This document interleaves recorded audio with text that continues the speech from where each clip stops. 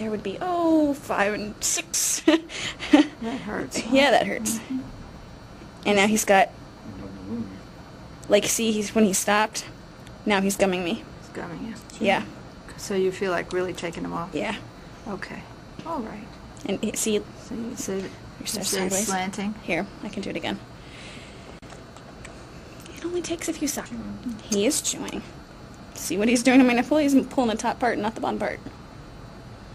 Instead of being square. Yes, and he's opened up that wound too. Yeah. Yep. Okay. First, because of the fact that the baby can usually cooperate better with the function. The first is lateralization. We want to see if the baby can move the tongue back and forth from side to side. Sometimes they can move the body of the tongue, but not the tip. And that is done by putting the finger on the gum line and seeing the baby would normally follow the finger across the gum line from side to side. He doesn't seem to be doing that at all. All right, he thinks that's enough, so he would get a 0 for that or none. Lift of the tongue is when you touch the baby's upper lip. See if they should come to try to reach your finger with their tongue. He tried to stick it out, but he can't seem to lift it, so he gets a 0 for that. The tip stays at the lower alveolar ridge. Can he extend his tongue out over the lower lip? You do that by stroking the lower lip, seeing if he can bring his tongue out to where your finger is. Getting a little frustrated here. He can't seem to do that. He brings his tongue just to the gum line, but you see him trying. Just to the gum line, but not beyond the lip, so he gets a 1 for that.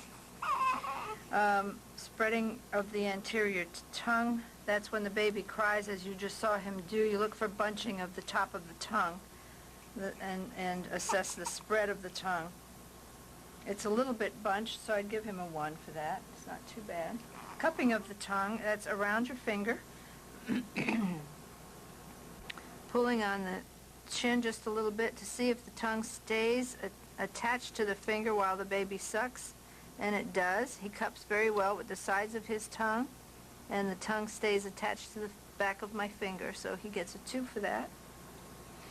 Peristalsis is felt by the back of the finger while the baby sucks, and you feel the tongue, should feel the tongue peristalsis beginning from the tip and moving back toward the back of the tongue.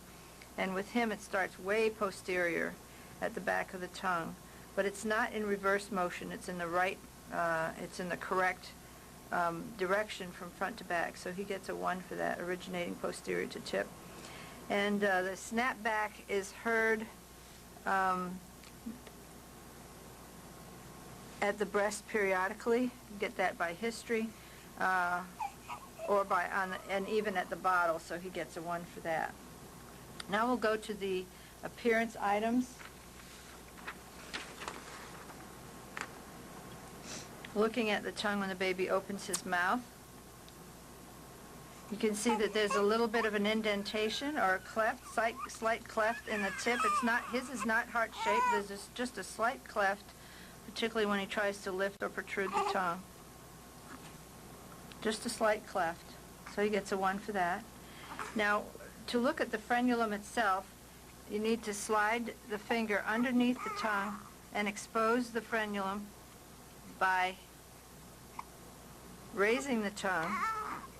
Then you look at the upper attachment of the tongue, of the frenulum to the tongue. It's just beyond the tip, so he'd get a 2 for that. And then you look at the anterior attachment, and on this baby, the anterior attachment is at the posterior alveolar ridge. Its length is about, it's less than a centimeter, it's quite short, and does not stretch at all.